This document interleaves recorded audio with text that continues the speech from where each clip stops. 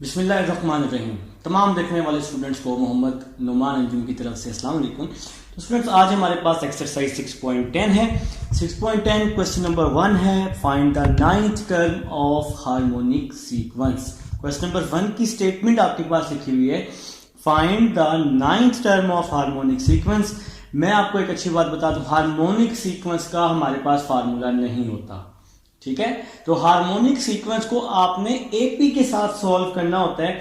जो भी सीक्वेंस दिया होता है ना, उसको आपने रेसिप्रोकल करना है, ठीक है। देखें ना जरा, क्वेश्चन नंबर 1 है आपके पास, पार्ट नंबर 1 मैं यहां लिख रहा हूं 1/3, 1/5, 1/7। देखें जी, पार्ट नंबर 1 है 1/3, 1/5, 1/7 अप टू सो ऑन। ये पार्ट नंबर 1 है, ये हार्मोनिक सीक्वेंस है। आप तो लिखेंगे इन एचपी, तो ये एचपी है, मतलब हार्मोनिक सीक्वेंस को ना हम एचपी से भी रिप्रेजेंट कर सकते हैं। ये आपके पास हार्मोनिक सीक्वेंस है, इसका आप फार्मूला नहीं है। अब इसका हमारे पास फार्मूला नहीं है, तो हम इसको सॉल्व करेंगे एपी में। तो एपी में सॉल्व करने के लिए इस सीक्वेंस को आप रेसिप्रोकल कर लेंगे। कैसे करेंगे? ये 1/3 है ना, तो 3 हो जाएगा। 1/5 है तो 5 हो जाएगा।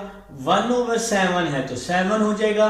जब हम इस सीक्वेंस को रेसिप्रोकल करेंगे तो ये सीक्वेंस कहां चला जाएगा? एपी में चला जाएगा। जब भी आप हार्मोनिक सीक्वेंस को रेसिप्रोकल करेंगे, 1/3 का रेसिप्रोकल 3/1, 1/5 का 5/1, 1/7 का 7/1, तो ये आपके पास हार्मोनिक सीक्वेंस था। हमने इसको जब रेसिप्रोकल कर दिया, 1/3 को 3, 1/5 को 5, 1/7 को 7, जब हमने इसको रेसिप्रोकल कर दिया तो ये सीक्वेंस कहां चला गया? एपी में। अब हमने क्या करनी है? इसकी नाइन्थ टर्म फाइंड करनी है। नाइन्थ टर्म जी, तो सीक्वेंस की फर्स्ट वैल्यू a1 होती है, a1 = 3 आ जाएगा। डी कैसे फाइंड करते हैं? सेकंड को फर्स्ट में से माइनस करके, तो 5 - 3, तो 5 - 3 क्या होता है? 2, और n = 9। मैंने आपको 6.2 में समझाया। क्या समझाया?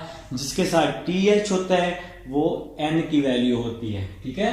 तो अब हम यहाँ पे एपी का फार्मूला यूज कर रहे हैं, तो ये नाइन्थ टर्म फाइंड करनी थी, इसलिए n = 9 लिखा है। n = a1 n - 1d, n की जगह 9, a1 किसके इक्वल है? 3 के, n की जगह 9, और d किसके इक्वल है? 2 के। a9 = 3 + 9 - 1 8 हो जाएगा, और ये 2 वैसे ही आ जाएगा। 3 8 2s are 16, तो a9 = 19 हो जाएगा। लेकिन ये आंसर किस में आया है? एपी में आंसर आया। भाई आंसर तो एपी में आया क्योंकि फार्मूला एपी का लगाया, लेकिन सीक्वेंस किस में था? सीक्वेंस था एचपी में। तो हम इस आंसर को रेसिप्रोकल कर लेंगे, तो क्या कर लेंगे? 1/19 कर लेंगे, तो ये आपका आंसर एचपी में चला जाएगा, और आंसर आपको एचपी में ही चाहिए। तो हमें इस बात की समझ आई कि जब भी आपके पास सीक्वेंस एचपी में होगा, उसको रेसिप्रोकल करके एपी में ले जाएंगे। एपी में लेके जाने के बाद एपी का फार्मूला लगाएंगे, और जो आंसर आएगा उसको फिर रेसिप्रोकल कर देंगे, तो क्वेश्चन सॉल्व हो जाएगा। इसका सेकंड पार्ट करके दिखाता हूं, इंशाल्लाह मजीद समझ आएगी। देखें जी, इसका सेकंड पार्ट अभी मैं यहां करने लगा हूं।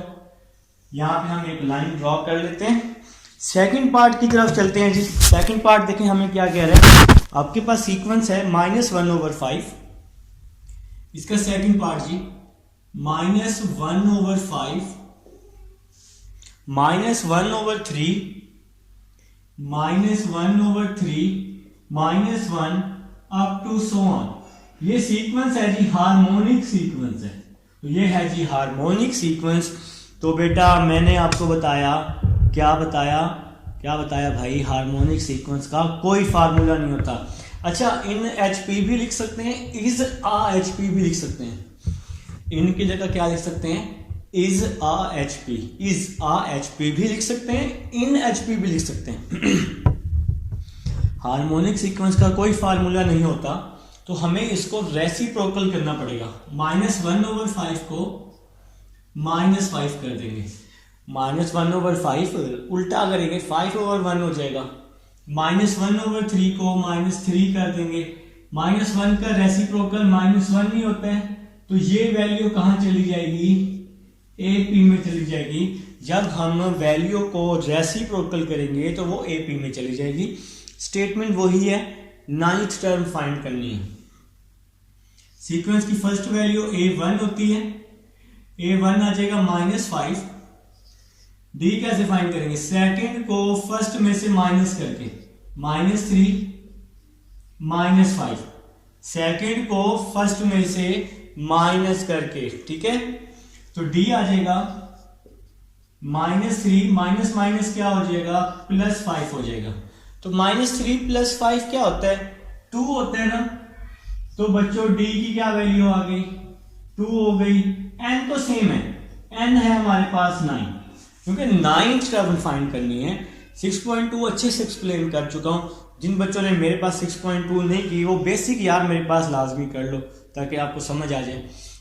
तो AP का फार्मूला ले लेंगे, AN = A1 + N-1D। ये AP का फार्मूला है हमारे पास।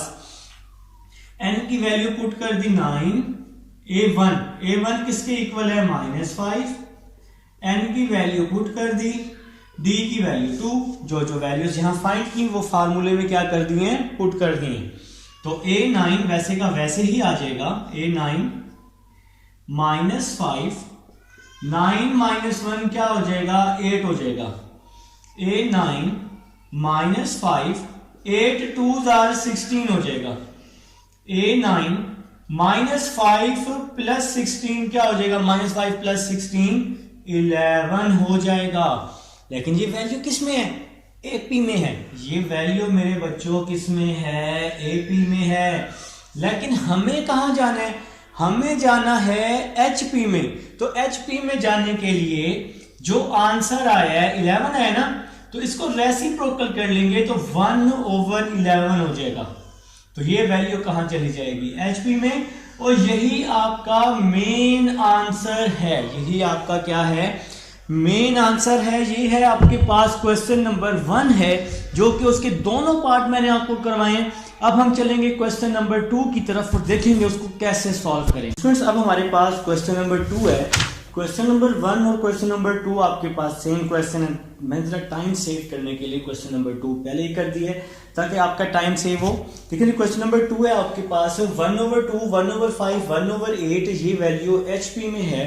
क्वेश्चन नंबर 1 करके दिखा चुका हूं, एक एक स्टेप बताया। क्वेश्चन नंबर 2 मैंने पहले सॉल्व कर दिया, अब आपको जरा ब्रीफ कर देता हूं मैं। देखिए ये वैल्यू HP में है, आपने AP में जाना है, तो इसको आपने रेसिप्रोकल कर लिया, 2, 5, 8 अप टू सो ऑन कहां चली गई ये वैल्यू AP में।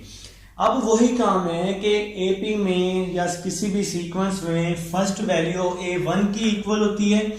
D फाइंड करते हैं सेकंड को फर्स्ट में से माइनस करके, तो 5 - 2 किया मैंने 3 आ गया, ठीक है। तो और N = 12 है, उसने क्या फाइंड द 12th टर्म, तो 12th टर्म फाइंड करनी है। हमने लिखा formula AN = A1 + N-1D। N किसके इक्वल है, 12 के। N की जगह मैंने 12 पुट किया, A1 किसके इक्वल है, 2 के, तो A1 की जगह 2, N की जगह 12, D की जगह 3। ये 2 वैसे ही आ जाएगा, 12 - 1 11 हो जाएगा, 3 वैसे ही आ जाएगा। 11 3s क्या हो जाएगा, 33 हो जाएगा। 2 + 33 35 हो जाएगा। ये वैल्यू है AP में, हमने जाना है HP में, क्योंकि क्वेश्चन HP में है तो हमने 35 को रेसिप्रोकल कर दिया, तो ये 1/35 हमारा आंसर आ जाएगा। और ये वैल्यू हमारे पास कहां जा चुकी है जनाब, HP में जा चुकी है, HP में। ठीक हो गया जी, तो हमें HP में आंसर आ चुका है। इसी तरह सेकंड पार्ट है, देखें ये क्वेश्चन दिया है सेकंड पार्ट 1/3, 2/9, 1/6। ये कहाँ है जी जनाब, HP में है। HP का तो कोई फार्मूला नहीं होता, तो फिर हमें क्या करना पड़ेगा, इसको AP में लेके जाना पड़ेगा। AP में लेके जाने के लिए इसको रेसिप्रोकल किया 3, 2/9 को लिखा 9/2, 1/6 को लिखा 6। रेसिप्रोकल करके हम इसको कहां ले गए, AP में ले गए। तो फर्स्ट वैल्यू A1, D कैसे फाइंड करते हैं? सेकंड को फर्स्ट पर क्या करते हैं? माइनस करते हैं। सेकंड को फर्स्ट से माइनस करते हैं, तो मैंने सेकंड को फर्स्ट से माइनस कर दिया। अब यहां मैंने D फाइंड करने के लिए एलसीएम लिया। देखेंगे जिसके नीचे कुछ भी नहीं होता उसके नीचे 1 होता है। नीचे वाली वैल्यूज को मल्टीप्लाई, 2 1 जा 2, बाकी वैल्यूज को क्रॉस मल्टीप्लाई।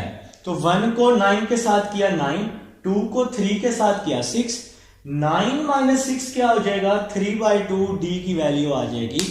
और n हमारे पास सेम ही रहेगा, n इज इक्वल टू 12। ठीक है, उसने कहा था कि find the 12th term. Formula लिखा AP का, an is equal to A1 plus n minus 1D। n की वैल्यू पुट की 12, A1 की वैल्यू पुट की 3, n की वैल्यू पुट की 12, D की वैल्यू पुट की 3/2। ठीक है, A12 वैसे ही आ जाएगा, 3 वैसे ही आ जाएगा, 12 माइनस 1 11 हो जाएगा, 3/2 वैसे ही आ जाएगा, 3 वैसे ही आ गया, 11 3 33 आ जाएगा। अब यहां पे मैंने क्या किया है, इसका एलसीएम लिया है, नीचे वाली वैल्यूज को मल्टीप्लाई, बाकी वैल्यूज को क्रॉस मल्टीप्लाई किया। 3 2 6, 1 को 33 से किया तो 33 आ जाएगा। अब कोई बच्चा बता दे 6 प्लस 33, 6 प्लस 33 क्या होता है? बोलो 39। ठीक है, तो कुछ बच्चों ने सही बोला है, कुछ ने कैलकुलेटर निकाल लिया होगा। तो भाई A12 आ जाएगा 39/2। 6 प्लस 33 39/2। ये वैल्यू किस में आई है बताओ जरा, कौन सा लगाया फार्मूला? AP का ना, तो ये वैल्यू हमारे पास आई है AP में। तो अब हम इसको ले जाएंगे HP में। HP में लेके जाने के लिए इसको मैं रेसिप्रोकल कर दूंगा, तो ये वैल्यू चली जाएगी HP में और ये हमारा जनाब आ जाएगा, आंसर आ जाएगा। ये है जी क्वेश्चन नंबर 2 है, उम्मीद है समझ आई है। अब हम चलेंगे क्वेश्चन नंबर 3 की तरफ चलेंगे और उसको भी समझेंगे इंशाल्लाह, उसको करके दिखाऊंगा आपको। चलिए क्वेश्चन नंबर 3 की तरफ। स्टूडेंट्स अब हमारे पास क्वेश्चन नंबर 3 है। क्वेश्चन नंबर 3 की स्टेटमेंट देखें, वो कह रहे हैं इंसर्ट 5 हार्मोनिक मीन। तो आपने 5 हार्मोनिक आपने इंसर्ट करने हैं, पुट करने हैं। इसके 2 पार्ट्स दिए हुए हैं, बिटवीन द गिवन नंबर्स कह रहा है। इसका फर्स्ट पार्ट दिया हुआ है -2/5 एंड 2/13। तो हमारे पास इसका फर्स्ट पार्ट है जनाब, इसका फर्स्ट पार्ट है -2/5 एंड 2/13। ये इसका जी हमारे पास फर्स्ट पार्ट है। तो वो कह रहे हैं कि 5 हार्मोनिक मीन आपने इंसर्ट करने हैं। लिखें जी लेट सब लोग लिखेंगे जी मेरे साथ साथ, late H1 H2 H3 H4 H5 ये हमारे पास 5 हार्मोनिक मीन बन गए। आर 5 हार्मोनिक मीन, हाँ उसने हमें 5 हार्मोनिक मीन बोले हुए हैं ना, बिल्कुल जी, उसने हमें 5 हार्मोनिक मीन बोले हुए हैं। Are 5 harmonic mean between, are 5 harmonic mean between -2/5 and 2/13। तो भाई हमने 5 हार्मोनिक मीन लेट कर चुके हैं, जो उसने हमें स्टेटमेंट में बोला है, अपनी तरफ से कुछ नहीं। H1 H2 H3 H4 H5 ये 5 हार्मोनिक मीन हैं जो बिटवीन है 2/5 और 2/13 के। लेकिन इसको लिखने का क्या तरीका होगा, -2/5 H1 H2 H3 H4 H5 और लास्ट में 2/13। देखिए उसने कहा था कि 2/5 और 2/13 के बिटवीन ये 5 हार्मोनिक मीन हैं। ये 5 हार्मोनिक मीन आपने क्या करने हैं, फाइंड करने हैं। देखिए ये तो हार्मोनिक मीन है, तो ये वैल्यू HP में है ना, तो हमने जाना है AP में। तो AP में जाने के लिए इस वैल्यू को रेसिप्रोकल कर लेते हैं। ठीक है, तो -2/5 को लिख लेते हैं 5/2। ठीक हो गया, AP में जा रहे हैं तो इसलिए मैं लिख रहा हूं A1 A2 A3 A4 A5। मैं जनाब AP में जा चुका हूं और इस 2/13 को भी मैंने 13/2 लिख लिया और ये वैल्यू मेरे पास जा चुकी है एपी में जा चुकी है। ठीक है, अब हमने ये 5 हार्मोनिक मीन क्या करने हैं फाइंड। अब हमने ये क्या करने हैं, ये हार्मोनिक मीन आपने फाइंड करने हैं। हम इसको एपी में लेके जा चुके हैं, एपी में ये वैल्यू आ चुकी है।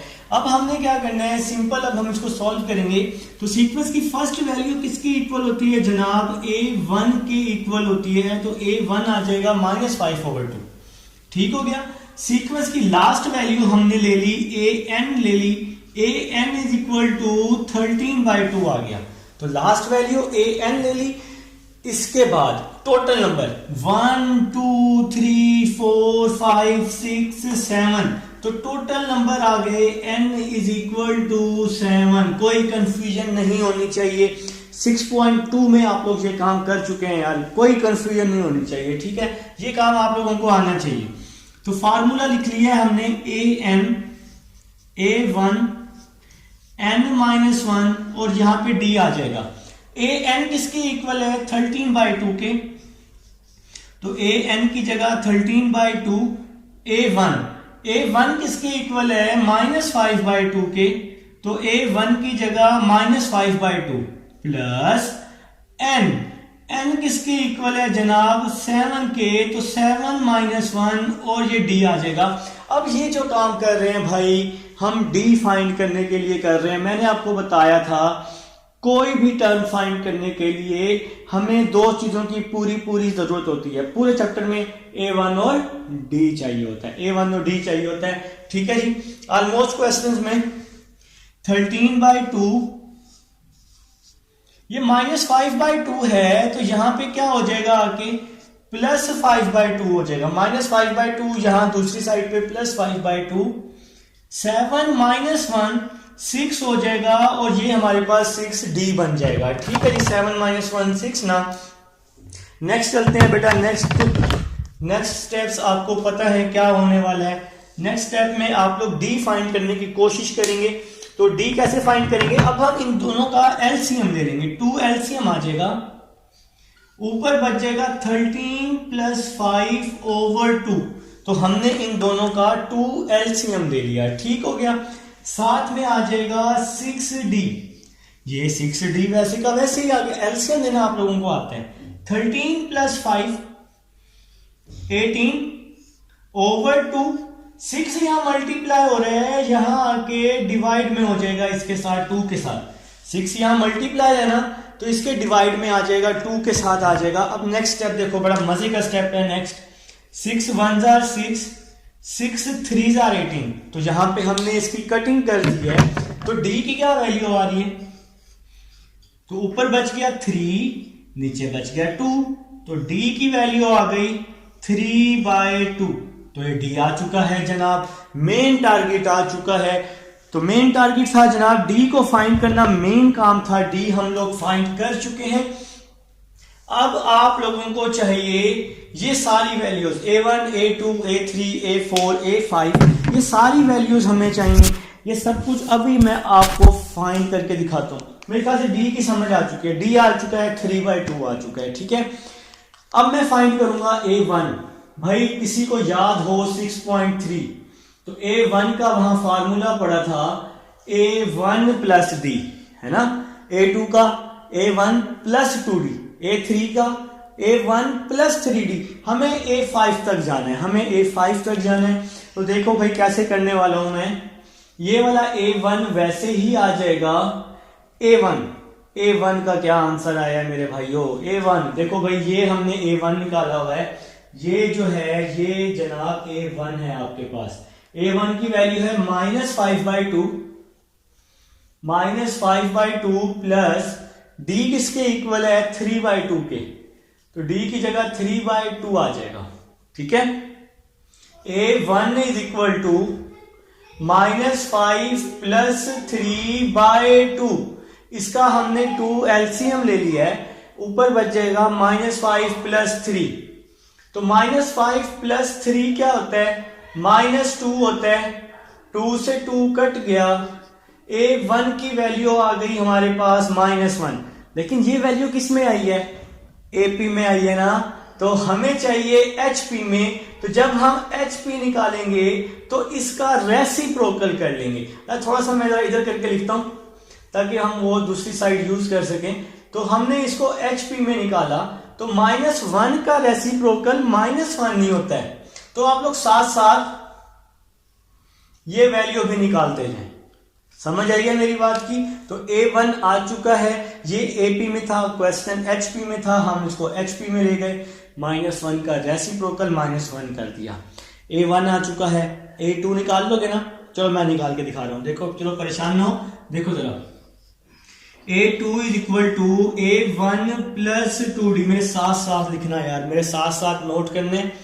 A2 आ जाएगा इज इक्वल टू A1 देखो भाई क्या निकाला हुआ है, -5/2। A1 आ जाएगा -5/2 प्लस 2। D क्या निकाला हुआ है? D ये लास्ट में D निकाला हुआ है 3/2, तो D की जगह मैंने पुट कर दिया 3/2। ठीक है, A2 इज इक्वल टू 2, इसका 2 LCM आ गया, ऊपर बच गया -5, 2 3 6 हो गया। A2 is equal to -5 plus 6 1/2। ये तो AP में है, हमने जाना है HP में। तो HP में जाने के लिए मेरे बच्चों इसको आप रेसिप्रोकल कर लो, तो 1/2 को रेसिप्रोकल किया तो वो 2/1 हो जाएगा, तो ये वैल्यू HP में चली जाएगी। हम साथ के साथ लगे हाथ नहीं, साथ के साथ इसको हम HP में भी कन्वर्ट करते जाएंगे ताकि हमारा काम आसान हो जाए। चलो यार A3 निकालते हैं, टाइम नहीं जाया करते, टाइम बहुत कीमती टाइम होता है। A1 प्लस 3D, तो A3 की तरफ जा रहे हैं जी, A3 की तरफ मूव कर रहे हैं। A1 की वैल्यू पुट कर दें। A1 की क्या वैल्यू थी? ये फर्स्ट वैल्यू सीक्वेंस की मेरे भाई, A1 -5/2 प्लस 3। D की क्या वैल्यू थी? ये D हमने फाइंड किया है, ये लास्ट में। ठीक है, D की वैल्यू 3/2 पुट कर दी, D की वैल्यू 3/2 पुट कर दी है। अब इन दोनों का LCM ले लेता हूं, इन दोनों का 2 क्या आ जाएगा? LCM आ जाएगा 2। ध्यान से समझना, नेक्स्ट पार्ट ऐसे ही होना है, क्वेश्चन नंबर 3 4 ऐसे ही होना है। ठीक है, तो इन दोनों का 2 LCM आ जाएगा। A3 इज इक्वल टू 2 मैंने ले लिया LCM, देखो 2 तो LCM ले लिया, ऊपर बच गया -5, 3 को 3 से मल्टीप्लाई किया 9, -5 3 3 are 9। A3 is equal to 4/2, 2 1s are 2, 2 2s are 4। A3 is equal to 2 आ जाएगा। अब ये A3 है, हमें तो HP में चाहिए ना, तो इसको हम रेसिप्रोकल कर लेंगे, तो HP में चले जाएंगे। 2 का रेसिप्रोकल 1/2, समझदार हो यार। तो इसको हमने रेसिप्रोकल में चेंज कर लिया, तो साथ के साथ भाई करते जाएं आप लोग, HP में साथ के साथ कन्वर्ट कर दें तो अच्छी बात है। तो अब हमने H3 भी फाइंड कर लिया है। ठीक है, मतलब A3 भी फाइंड कर लिया है। A4 फाइंड कर लेते हैं। A4 is equal to A1 plus 4D। A4 is equal to A1। A1 किसके इक्वल है भाई? A1 -5/2 के, तो A1 की जगह मैंने पुट कर दिया -5/2 प्लस 4, और साथ में D किसके इक्वल है? 3/2। वैल्यू तो सेम रहनी है, D की जगह 3/2 आ जाएगा। A4 is equal to 2 LCM आ जाएगा, -5 4 3s are 12 हो जाएगा। A4 is equal to -5 plus 12 क्या होता है? 7 होता है। A4 AP में है, तो इसको मैं HP में ले गया, तो इसको मैंने लिख दिया 2/7, तो ये H4 आ गया जी 2/7। इसको मैंने इस तरह से बॉक्स में चेंज कर दिया है। ठीक है जी, तो हम H4 भी फाइंड कर चुके हैं। अब H5 खुद कर लोगे ना? नहीं, चलो लिखो यार, लिखो, बड़े ढीठ हो, लिख लो, शाबाश। तो कर लो साथ साथ मेरे। कर लोगे ना। टीचर को जब कोई रिस्पॉन्स दोगे टीचर तब बड़े अच्छे से पढ़ाएगा। तो उसको बताओ कि भाई हमें नहीं हो रहा, हमें समझ नहीं आई या आ गई है, तो थोड़ा सा रिस्पॉन्स दे दिया करो ना यार। A5 आ जाएगा A1 प्लस 5D। A1 की वैल्यू पुट कर दो। A1 की क्या वैल्यू है यारा? A1 की वैल्यू है -5/2 प्लस 5। D की वैल्यू है 3/2। तो D की वैल्यू पुट कर दी मैंने 3/2। इसको सॉल्व कर लो यार, सारी वैल्यूज मैं आपको सॉल्व करके दिखा चुका हूं। इसको सॉल्व कर लो तो आपके पास A5 भी आ जाएगा। A5 तो इसको जब सॉल्व करोगे ना, A5 मेरे पास कैलकुलेटर कहाँ है जी? A5 -5/2 plus 5 3/2। तो A5 आ रहा है जी, मेरे पास 5 आ रहा है जी। तो मैंने इसको कैलकुलेटर पे सॉल्व किया। आप इसका एलसीएम लेके बिल्कुल इसी तरह सॉल्व कर लोगे। अब हम इसको HP में ले जाएंगे तो ये H5 आ जाएगा। 5 को रेसिप्रोकल कर लेंगे तो 1/5।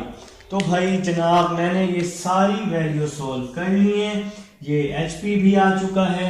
क्वेश्चन कंप्लीट हो गया है। हमें 5 हार्मोनिक मीन चाहिए थे जो हमने साथ साथ सॉल्व कर लिए। आप एक काम करेंगे, इनको एक साथ लिख लेंगे आंसर को। H1 का आंसर आया था -1, H2 का 2 आया था, H3 का 1/2 आया था, H4 का 2/7 और H5 का 1/5। तो ये सारे आंसर्स मैंने एक साथ लिख लिए हैं। इसका भाई सेकंड पार्ट बिल्कुल ऐसे ही होने। सेकंड पार्ट उम्मीद है आप लोग कर लेंगे। क्वेश्चन नंबर 3 की बात हो रही है, सेकंड पार्ट आप लोग करेंगे ना? नहीं? अच्छा मैं करके दिखाता हूँ, आपको समझा देता हूँ। क्वेश्चन नंबर 3 का सेकंड पार्ट, फिर हम 4 की तरफ चलते हैं। आइए सेकंड पार्ट की तरफ चलते हैं स्टूडेंट्स। अब हमारे पास क्वेश्चन नंबर 3 का सेकंड पार्ट है। क्वेश्चन नंबर 3 का सेकंड पार्ट बिल्कुल फर्स्ट पार्ट की तरह होना है, इसलिए मैंने पहले ही सॉल्व कर दिया ताकि आप लोगों का टाइम सेव हो जाए। ठीक है, तो 3 का सेकंड पार्ट है आपके पास 1/4 एंड 1/24। आप लोग इसकी स्टेटमेंट देख लीजिएगा। तो आप लोगों ने क्या करना है, वही 5 हार्मोनिक मीन क्या करने हैं, फाइंड करने हैं। ठीक है, तो मैंने क्या किया, सबसे पहले लिखा था यहाँ पर late H1, H2, H3, H4, H5 are 5 harmonic mean. ये 5 हार्मोनिक मीन मैंने लेट कर लिए हैं। अब मैं इनको बिटवीन कर दूंगा किसके, 1/4 और 24 के। तो मैंने यहाँ पे लिख दिया 1/4 और 1/24 के बिटवीन ये 5 हार्मोनिक मीन है। H1, H2, H3, H4, H5। Question की भी यही स्टेटमेंट थी। अब HP का तो कोई फार्मूला हमारे पास होता ही नहीं है, तो हम इसको ले गए AP में। तो 1/4 का रेसिप्रोकल लिखा 4, A1, A2, A3, A4, A5। इसको मैंने कन्वर्ट कर दिया किसमें, AP में। 1/24 को लिखा मैंने 24। ठीक है, इसका रेसिप्रोकल कर दिया और ये वैल्यू कहाँ चली गई जनाब, AP में चली गई। अब इसकी first value A1, n is equal to 7, 1 2 3 4 5 6 7। तो टोटल नंबर 7 और लास्ट वैल्यू होती है an इज इक्वल टू 24। तो लास्ट वैल्यू होती है an के इक्वल। तो मैंने AP का फार्मूला लगाया, an is equal to A1 plus n-1d। ये AP का लगाया फार्मूला। an किसके इक्वल है, 24 के। तो an की जगह 24 आ गया।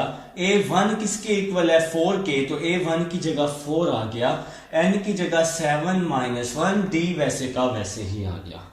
24 प्लस 4 यहाँ के -4 हो गया। 7 - 1 6d हो जाएगा। ठीक है, 24 - 4 20 हो जाएगा। 6d वैसे ही आ जाएगा।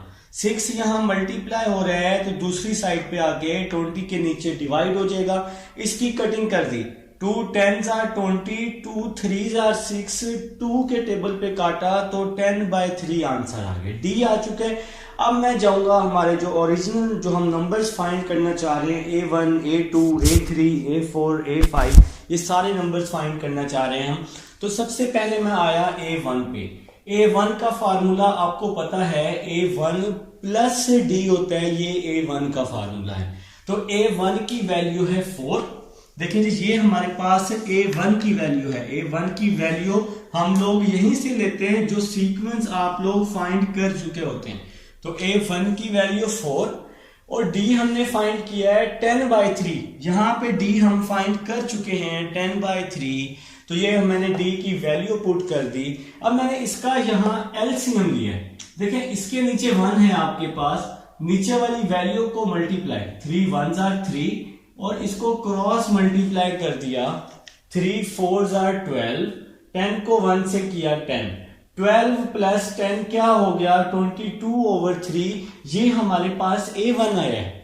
हमें चाहिए HP चाहिए, हमें H1 चाहिए। तो HP फाइंड करने के लिए इस वैल्यू को रेसिप्रोकल कर देंगे, तो ये हार्मोनिक मीन की फर्स्ट वैल्यू आ जाएगी। 22/3 को मैंने 3/22 लिख दिया, तो ये H1 आ गया। ठीक है, अब हम चलते हैं A2 पे।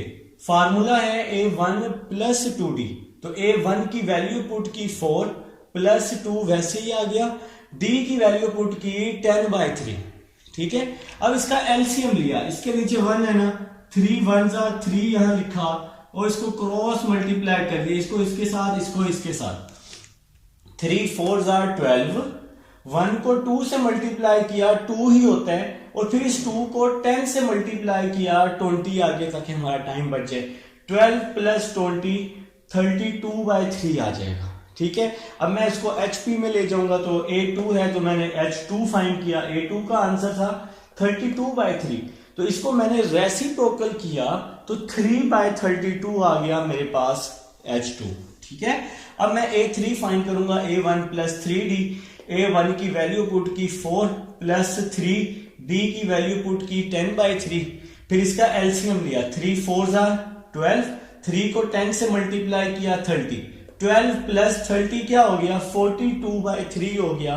ये A3 आया है, हमें चाहिए H3, इसको रेसिप्रोकल कर देंगे, 42/3 को लिखा मैंने 3/42, तो ये वैल्यू कहां चली जाएगी, हार्मोनिक मीन में चली जाएगी।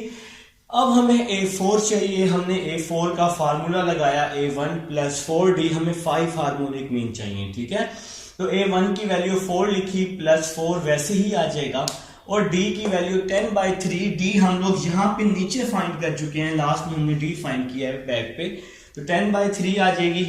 एलसीएम लिया, यहाँ पर 3 को 4 से मल्टीप्लाई किया 12, 4 को 10 से किया 40 आ जाएगा। देखें ना एलसीएम, नीचे वाली वैल्यू को मल्टीप्लाई, बाकी वैल्यू को क्रॉस मल्टीप्लाई कर दिया, तो यहाँ पे हमने इसका एलसीएम ले लिया है, और 12 प्लस 40 52/3 A4 आ जाएगा। इसको हम रेसिप्रोकल कर लेंगे तो ये 3/52 हो जाएगा। ठीक है, अब हम A5 पे आएंगे। A5 का फार्मूला बनेगा A1 प्लस 5D, ये फार्मूला बन जाएगा। A1 की वैल्यू 4 आ जाएगी प्लस 5, D की वैल्यू पीछे हमने शुरू में D फाइंड किया है 10/3, तो D की वैल्यू यहाँ पे फाइंड किया है भाई, यहाँ पे D की वैल्यू 10/3 आ जाएगी। ठीक है, तो फिर यहाँ पे एलसीएम लिया, इसके नीचे हमारे पास 1 है, नीचे वाली वैल्यू को मल्टीप्लाई, 3 1s are 3, और फिर इन वैल्यूज को क्रॉस मल्टीप्लाई कर दिया, 3 को 4 के साथ 12, 5 को 10 के साथ 50 आ जाएगा। ये 1 है ना, तो 1 को 5 से करेंगे तो 5 ही आता है ना। 12 प्लस 50 62/3, ये वैल्यू AP में थी, AP को हमने HP में कन्वर्ट किया, इसको हमने रेसिप्रोकल कर दिया, 3/62 ये वैल्यू आ जाएगी। अब ये सारे answers H1 H2 H3 H4 H5, H1 H2 H3 H4 H5 हम तरतीब से लिख के यहाँ लिख लेंगे which is the required result. ये था जी आपके पास क्वेश्चन नंबर 3 था, इसके दोनों पार्ट्स कर चुका हूं मैं। अब चलेंगे क्वेश्चन नंबर 4 की तरफ।